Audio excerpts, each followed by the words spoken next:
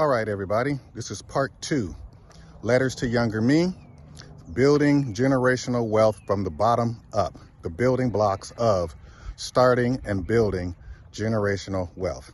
As I said in part 1, I am not a financial advisor, and I am suggesting that you seek the guidance and help from a certified financial advisor. We are using these videos to make people aware of the tools and mechanisms that are out there to begin building generational wealth. Okay? So with that, part 2, what we're going to do is go over index funds and ETFs. An index fund is something that tracks 500 major U.S. companies within an index. So what that does, it diversifies your investment, which means it lowers the risk. It spreads it out amongst at least 500 companies within an index. There are also lower fees associated with an index fund.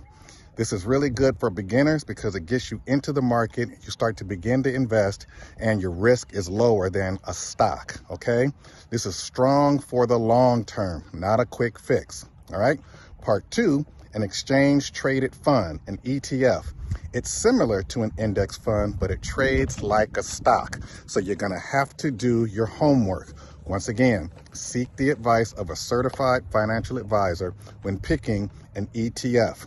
It tracks indexes, sectors, and commodities. So you have to do your homework, all right? So let's look at the key differences between an index fund and an ETF. An index fund is purchased through a fund company, whereas an ETF, you can buy those like a stock. How often do these two trade?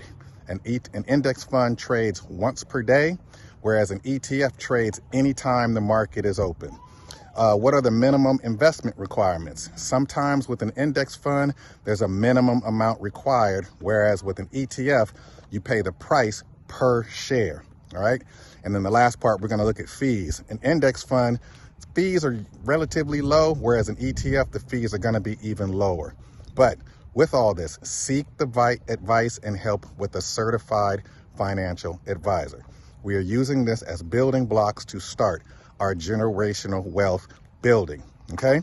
Letters to Younger Me. We're following up with part 2. Things I wish that I knew when I was younger, and my friends, we talk about this all the time, but we have the information now, all right? This is Letters to Younger Me. We're coming back with part 3 soon. See you then.